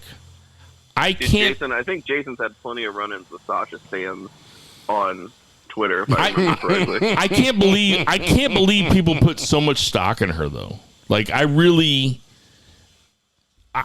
like the podcast I listened to today, they were talking about Dynamite, and they were like, why didn't Mercedes Moné show up? And I was like, you motherfuckers had 3 pay-per-view Japan. Well, not only that, but you motherfuckers had 3 pay-per-view level matches on this Dynamite on free television, right, in front of the hottest crowd all year. Los Angeles. Portland is a hot second right now, for lack of a better term, but go ahead. It was a hot fucking crowd, man. Seattle was really hot. that whole West Coast has been crazy for him because all they do is stay in Chicago. But I'm saying, like, that you watched that entire Dynamite, I never thought about Mercedes Moné Not once. Not once. Didn't even cross my mind. Nope. Once you said it was Tony Storm, fuck it, it's Tony Storm. I was like, what's next? But you okay? Unless Mercedes Moné is coming out of the sky, or some crazy shit, which ain't gonna happen. And the thing that Britt Baker said last week was, "I'm the only boss you're only gonna see on Dynamite," which is her saying Sasha Banks isn't coming. And then she goes, her being a shit stir too. You know? That too. Well, that too. But then she said, ultimate play on words. Then she said, "My partner is going to be Tony Storm." Like, it wasn't ambiguous. They told you exactly what they were going to do. So all you Sasha Banks marks out there, settle down. No, okay. Fan is short for fanatic. Okay, Don't say that shit to me. This is the ultimate example. This is the ultimate example. They told you flat out 2 weeks ago. Settle the fuck down. It is Tony Storm, and it went 2 weeks after the fact. Sheeta comes down, throws the kendo stick in there. The heels end up winning. Sheeta acts like she didn't mean to send it to them, which is just some Paul Heyman type shit. I'm going to throw this title in the ring. I'm going to let you and Brock figure this shit out. I'm going to jump your ass in a second. I'm waiting for the Sheeta heel turn. It's happening. All right. So the last 2 segments, I really want to talk about. So, Zach, what was the next segment? Jericho Appreciation Society comes out, and then Ricky Starks and Action Andretti interrupt, and pretty nice little promo battle here. Action Andretti held his own with a couple of really great promo people in Jericho and Starks, and Garcia was actually very good as well. But we got Jake Hager doing Jake Hager things, saying how much he likes his hat and saying he's going to slap Action Andretti's or Ricky Stark's face off of his face. Pretty good stuff, but we're just going to go ahead. That's an It's Always Sunny in Philadelphia thing from what I remember. I'm pretty sure I thought it was like an Owen Hart reference, because remember when WrestleMania like 10, whenever he says, "I'll break your leg off your leg, Brett." Oh, so maybe that's where Charlie from It's Always Sunny got it. Either way, it's funny. It is funny, but yeah. What did you want to say about it? I just thought it was good, and it's building this guy up. I've always had a really soft spot in my heart for people with speech impediments, and I thought that Ricky Starks making 2 references to Jack Swagger's lisp was real heel shit to me. Like, yeah, that makes me not want to root for him. And then he made fun of the hat, and Jack Swagger, with all the comedic timing in the world, looked up and said, "I like this hat." And it was the perfect delivery. Like, he should win an Emmy. Like, it should be like the dad from Modern Family and Frasier and all these people, and then like Jack Swagger SmackDown or Jack Swagger Dynamite. I like this hat. Then they hand him an Emmy with a purple hat on. He goes, "I like this hat." But what a stud. And I mean, that's really all I wanted to say about it. I mean, Ricky Starks has a very believable delivery. Jericho was Jericho. I think Daniel Garcia he's the next best thing. I think he's going to be around for a long, long, long time. I've been wrong about guys before, but I think Daniel Garcia fucking rules. And this was a fun segment to me. I liked Action Andretti too. They gave him very little to do, and most of it was just like repeating Jericho phrases. I just wish he wouldn't make fun of people's lists. I would hate for a kid to be watching that with a lisp, because I just think that's a really hard thing to deal with. I didn't even have one. I talk normal. You're right. No, I'm not some freak show that talks all fucked up. My 2 biggest things was, I had a big ass afro and I had buck teeth going for a while. So I mean, my shit was, unbelievable. a lot of my early childhood pictures, I would never smile because my teeth were all jacked up. So I get the lisp thing. Yeah, it's just kind of mean. It's really mean. No. But that's It's something you can't help, though. Okay, but it's not like, Ricky Starks is running around here and is perfect. I'm sure he had some jacked up shit going on. Hager's got the lisp, so on and so forth. So, I mean, we all got the shit that, that fucks with us as a kid. You just have to get past the insecurities and have hopefully a positive, healthy child or healthy adulthood. What's the match next week? It's Ricky Starks versus Jack Swagger. Yes. Hope to see some Swagger bombs. No, I was about to say, as long as Ricky Starks goes over, it's ultimately that's what it is. I'm not rooting for him anymore. I'm rooting for Swagger. To me, it was like, you gotta make fun of the guy's speech impediment. To me, it was like Rock was Ricky Starks. And and I'm not Ricky Stark. Rox was Ricky Starks-ish. Andretti was Jericho-ish. That's what I was kind of like when Jericho came to the WWE and they were trying to get Jericho over. They paired him with Rock. Not saying that Ricky Starks anywhere close to Rock, even when at that point in Rock's career. It just kind of looked familiar. He looks like The Rock went into the dryer for an extended cycle. Okay, let's get to the wrestling. We've been going for 2 hours. I'm gonna hurt you, Zach. You still there? Yeah, totally. Okay, what's the main event? Escalera de la Muerte. Did I say it right? Yes! I was practicing last night. I was like, okay, if he fucks this up, I got him. See? So good. I mean, I want to forego any kind of recency bias, but maybe the best of 7. All right, so we're talking about the best of 7 series between Death Triangle and the Elite, and last night was 7, and it was a ladder match. Tell us what you thought about it, Zach. Did it get spoiled for you before you watched it? No, because I'm not on social media right now, and thankfully you guys were texting, but you had no spoilers. Well, I added that so Murray wouldn't add it because I realized that Murray was on that text, and I was like, fuck, I don't want him to ruin it for you guys. I appreciate you because I had game night. We usually do game night on Wednesdays, so it's really hard for me to watch Dynamite live because we play board games.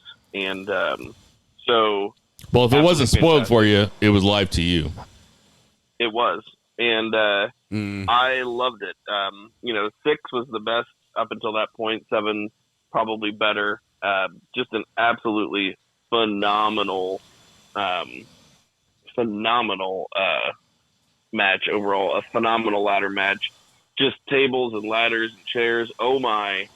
And dude, we talk about underrated. I'm gonna say it again. Nick Jackson, underrated. Is it the best spot fest you've ever seen?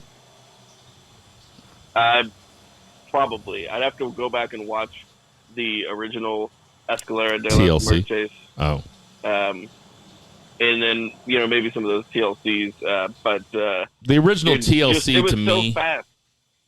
Yeah, it was so fast. It was so fast. And that can only happen with guys that trust the fuck out of each other because that shit wasn't memorized before they went. They might have had like bullet points, like we're going to get here, we're going to get here, we're going to get here. But most of that shit was too fast to be called as a non-wrestler.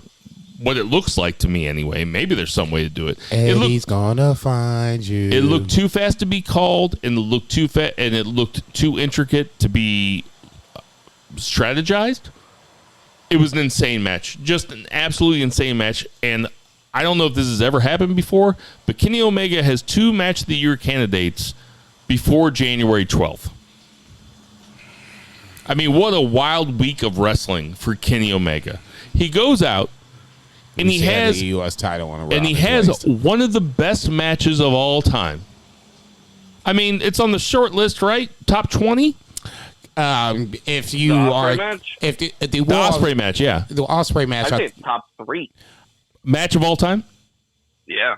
I thought it was on. I'm trying to be generous. No, cagematch.net is usually where I go to for shit like, did so and so wrestle so and so, and if so, when did it happen?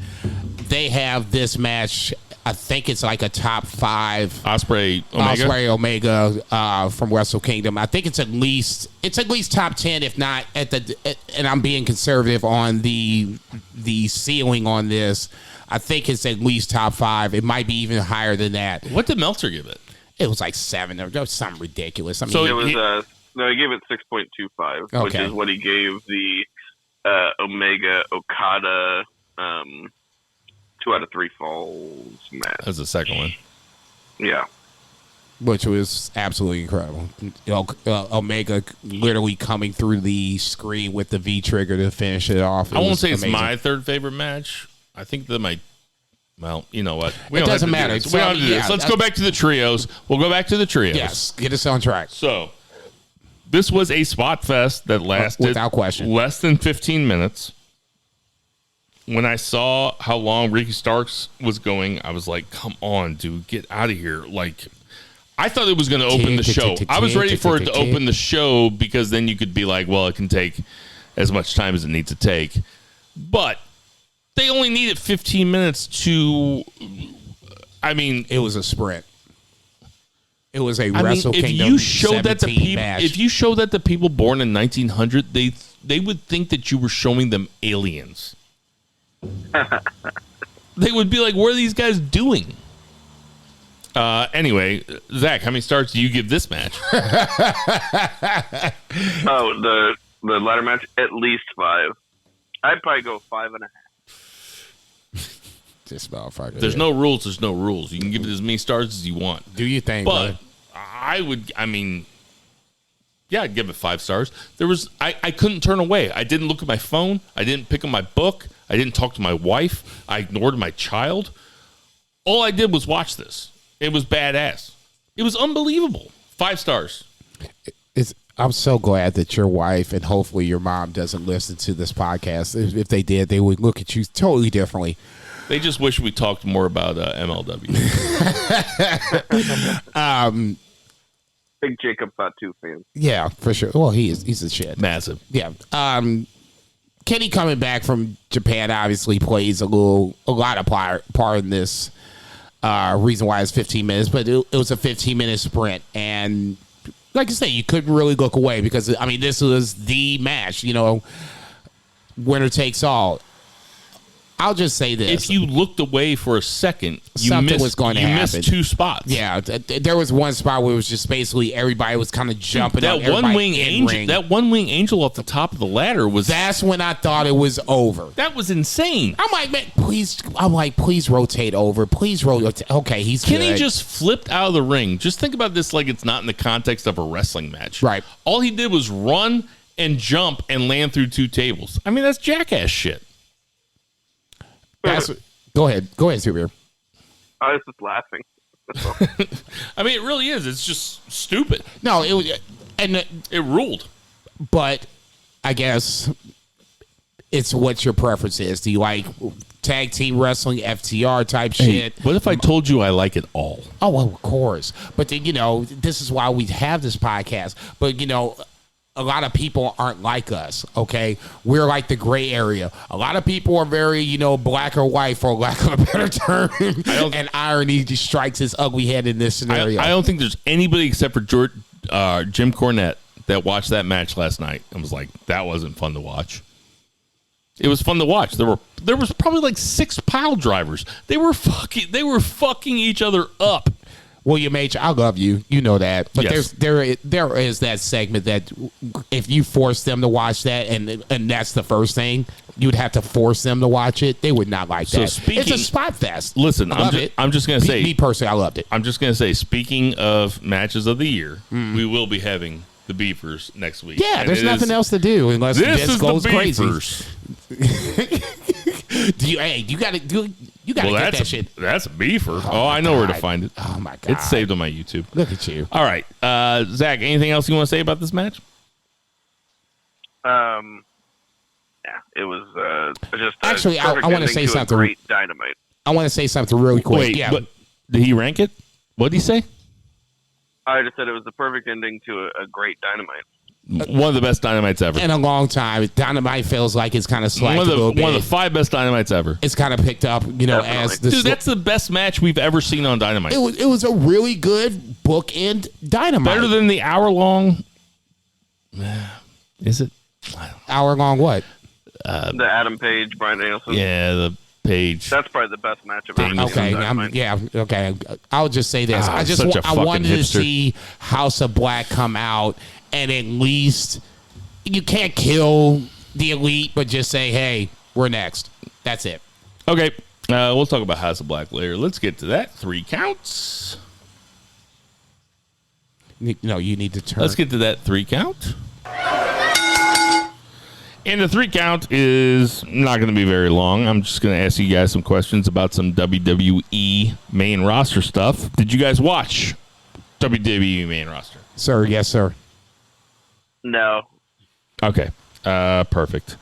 I'm familiar with the events, but it's been a busy week. There was a bunch of tag team action this week. We had the tag team turmoil, which took up the last hour of Raw, which was really fun to watch, and comes down to the Street Profits versus Judgment Day. Judgment Day goes over. So now we're going to have Judgment Day, which is Dominic and Damian Priest versus the Usos. And I just want to say right now, if you haven't been watching Raw lately, Dominic as a Cholo might be the funniest thing on wrestling since LA Knight versus Cameron Grimes. It is funny because even The Miz said the other night, he goes, "You weren't really even in jail." He's like, "You were." And Dominic went from. I saw somebody on Twitter say this. Dominic went from Ray to Eddie to Conan like in no time at all. Oh my God! So anyway, that was fun to watch, and also the Usos versus Sheamus and McIntyre was a pretty good match. Yeah, pretty good television match, man. Well, yeah. I mean, Sheamus and Drew can have a good match any place, anytime, anywhere. Throw the Usos in. It's a tag team match. Usos obviously go over, but it's entertaining television. I just have to go back to Dominic for 30 seconds. So he's great. He's great. He's really coming to his own.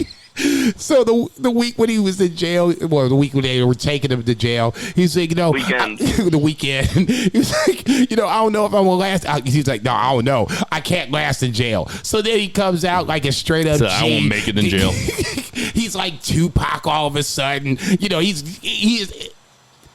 I'm not saying it's bloodline shit, but for me personally, I have been entertained. I have been asking for this to happen, and now it's now every week I feel like they're giving me something for. Thank you, Jason, for giving us the time and the patience to wait for this. I'm getting paid off week by the time Dominic just acting a plum fucking fool. Him winning is the cherry right now.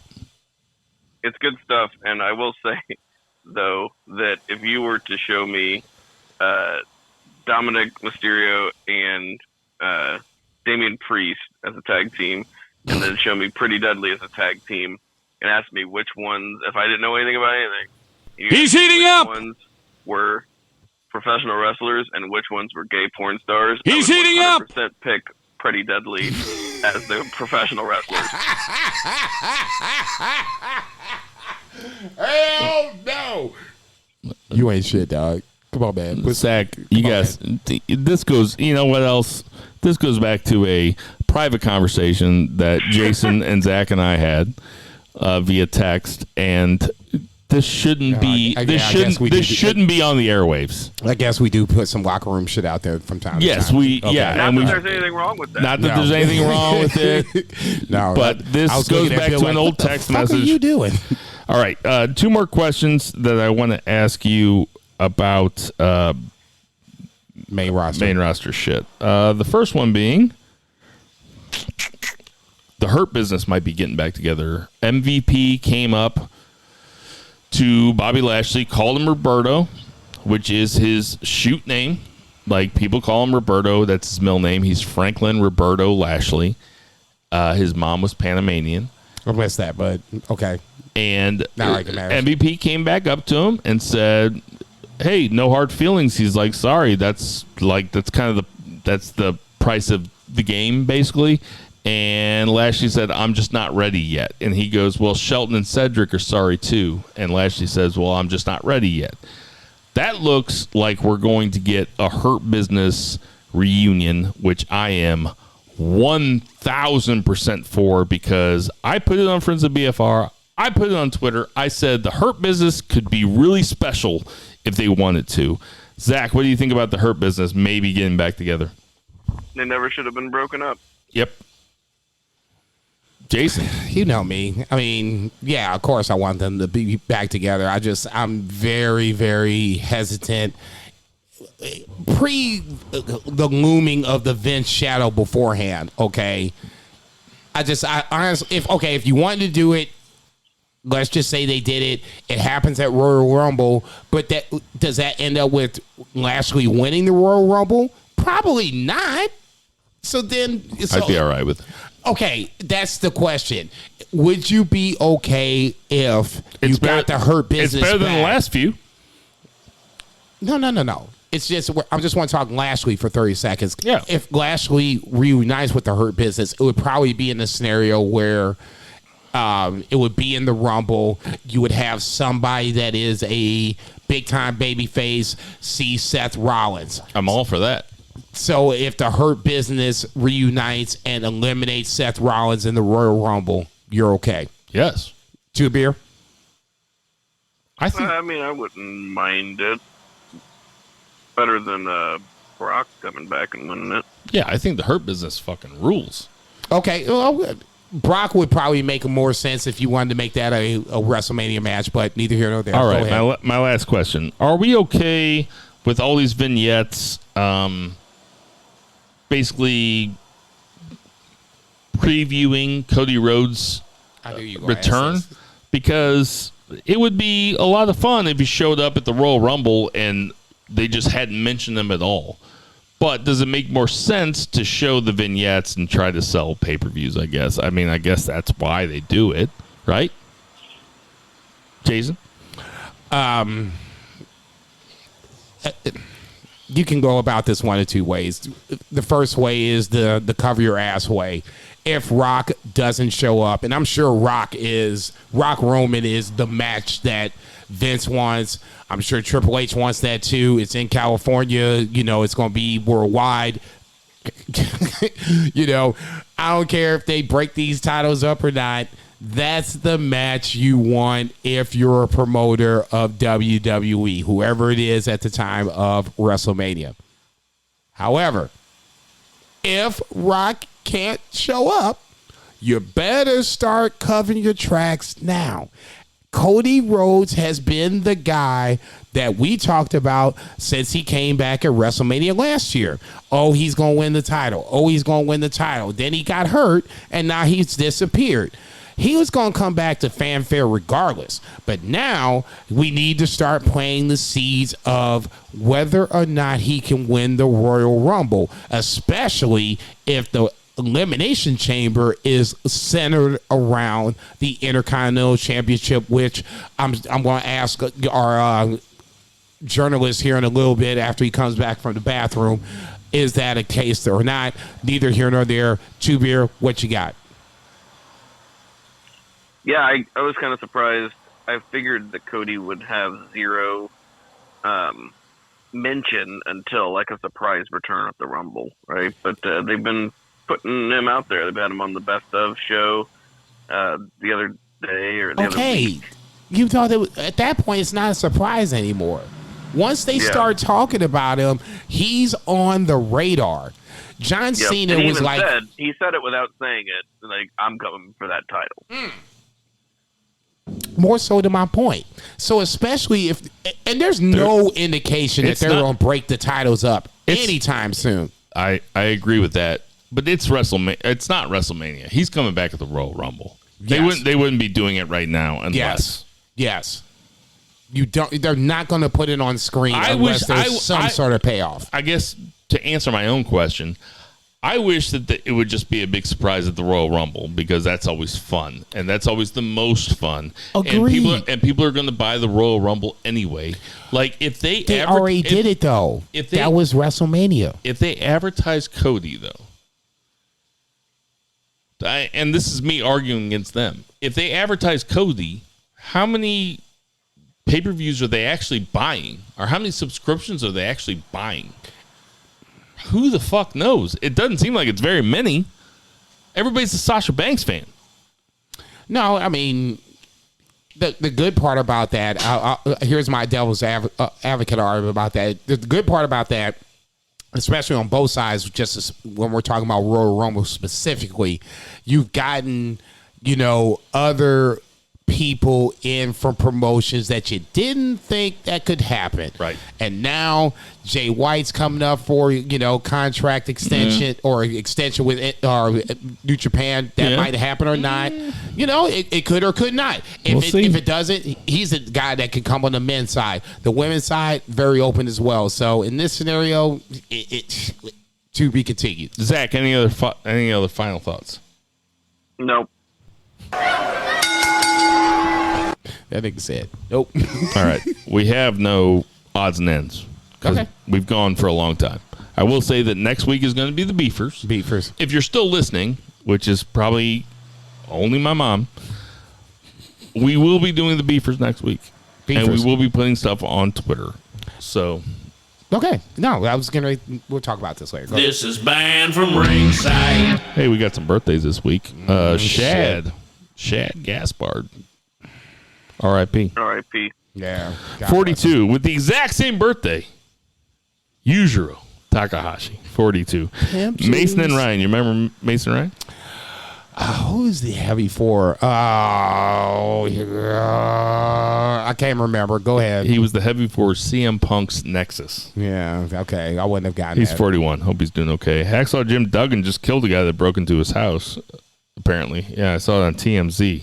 Fuck? He's 69. You said, you age. Matt Rill is 36. Casey Catanzaro is 33. Kelly is 36. Whew. Kelly. No. Kelly seems so much older than Casey Catanzaro.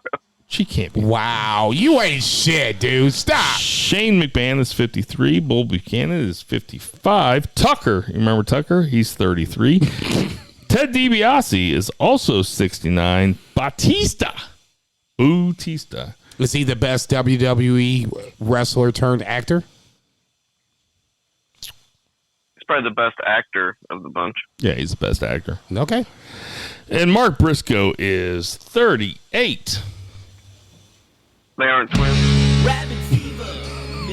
Hey, everybody. We know there's tons of podcasts to listen to, so we appreciate you guys listening to our podcast. For Murray the Murray Man Murray. Check. R.I.P. Sideways in Time. Check. For Patriot Pat. Check. For Two Beer Zach Pullman. Check. For Bo Vice Geismans. For Tender Mahal. Check.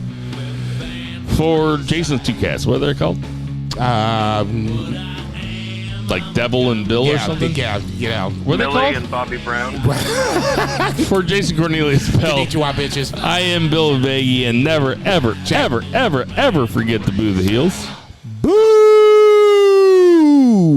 Bitch.